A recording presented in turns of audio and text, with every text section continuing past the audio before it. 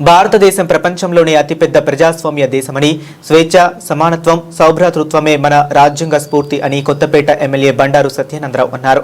సోమవారం వాడపాలెం ప్రభుత్వ ఉన్నత పాఠశాల రావులపాలెం క్యాంపు కార్యాలయంలో నిర్వహించిన గణతంత్ర దినోత్సవ వేడుకల్లో ఆయన పాల్గొని మాట్లాడారు. స్వతంత్ర సమరయోధులు, రాజ్యాంగ నిర్మాతల ఆశయాలను స్మరించుకుని వారి బాటలో పయనించాల్సిన బాధ్యత ప్రతి భారతీయుడిపై ఉందన్నారు. భిన్నత్వంలో ఏకత్వమే భారతదేశ గొప్పతనమని, దేశ ఐక్యతకు అందరూ కృషి చేయాలన్నారు.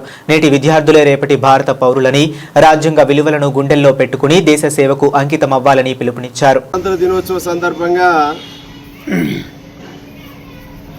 మన జాతిపిత మహాత్మా గాంధీ గారి చిత్రపటానికి పుష్పాలంకరణ చేసుకుని, మన రాజ్యాంగ నిర్మాత డాక్టర్ బిఆర్ అంబేద్కర్ గారి చిత్రపటానికి పుష్పాలంకరణ చేసుకుని జాతీయ పతాకాన్ని ఆవిష్కరించడం చాలా గర్వంగాను సంతోషంగాను ఉంది.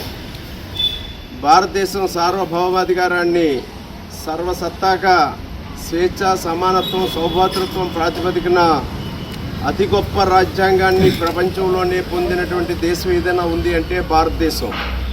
ఎందరో స్వాతంత్ర సమరయోధుల యొక్క త్యాగ ఫలితంగా, ఎందరో మహానుభావులు, మహాపురుషులు, మహనీయుల యొక్క పోరాట ఫలితంగా మన భారతదేశానికి స్వాతంత్రాన్ని సాధించుకుని ఒక గొప్ప రాజ్యాంగాన్ని డాక్టర్ బిఆర్ అంబేద్కర్ గారి యొక్క పేరు ఒక రాజ్యాంగాన్ని మనం అనుసరించి నేటికి కూడా మనందరం కూడా అభివృద్ధి చెందుతూ, రాజ్యాంగాన్ని గౌరవిస్తూ, రాజ్యాంగ స్ఫూర్తితో ముందడుగు వేస్తూ భారతదేశం ఈనాడు ప్రపంచంలోనే అతిపెద్ద శక్తివంతమైన దేశంగా తయారవడం అనేది చాలా గర్వకారణం.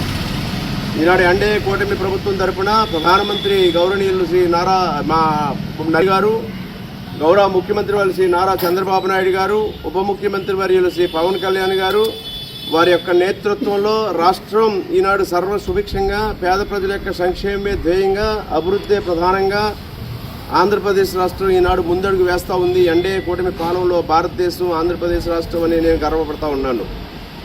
అదే రాజ్యాంగం కల్పించింది మనకి భిన్నత్వంలో ఏకత్వం, రాజ్యాంగం కల్పించింది మనకి స్వేచ్ఛ, సమానత్వం, సౌభ్రాతృత్వం. మనం ఆగస్టు 15న స్వాతంత్ర దినోత్సవ జెండా సందర్భంగా జాతీయ పతాకాన్ని ఎగరవేసుకుంటాం. అదేవిధంగా గణతంత్ర దినోత్సవ సందర్భంగా మళ్ళా జాతీయ పతాకాన్ని మనం ఎగరవేసుకుంటాం. మనం అందరం కూడా స్వాతంత్రోద్యమ స్ఫూర్తిని, అదేవిధంగా మన రాజ్యాంగ స్ఫూర్తిని అందుకోవటం, ఈ జెండాను ఆవిష్కరణ చేయడం ద్వారా ఒక్కసారి మనందరం స్మరించుకోవటం, మననం చేసుకోవటమే. ఎందరో త్యాగధనుల యొక్క త్యాగ ఫలితం మన స్వాతంత్రం.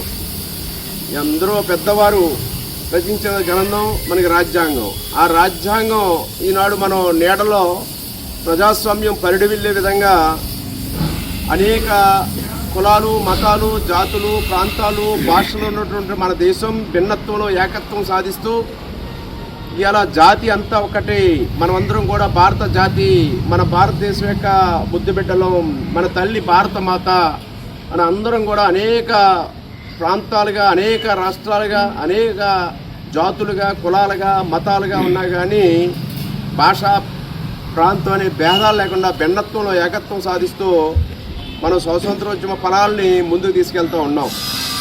అందులో భాగంగా మరి రాజ్యాంగం ఉండడం వల్లే ఆనాడు ఊహించి ముందుగానే గొప్ప రాజ్యాంగాన్ని అందించడం ద్వారానే ఈనాడు పాలకులు సరైన వారి కానప్పుడు ప్రజలు తమ ఓటనే ఆయుధంతో సరైన పాలకులను ఎన్నుకుని ఎవరైతే ప్రజలకు మేలు కలుగుతుందో, ఈ సమాజానికి హితం ఎవరైతే కోరుతారో అటువంటి వారిని పాలకులుగా ఎంచుకునే హక్కు, ఓటనే ఆయుధాన్ని మనకి ఆనాడు రాజ్యాంగం ద్వారా కల్పించడం జరిగింది. ఈనాడు దాని వలనే మనం ఈనాడు రక్షణ పొందుతూ ఉన్నాం. రాజ్యాంగం వాళ్ళు వారి యొక్క రాజ్యాంగం ప్రకారం కూడా వాళ్ళ యొక్క బాధ్యతలు వాళ్ళు నెరవేరుస్తూ పనిచేసినప్పుడు మన యొక్క దేశం అభివృద్ధి చెందిన ఆనాడు పెద్దలందరూ ఆకాంక్షించారు.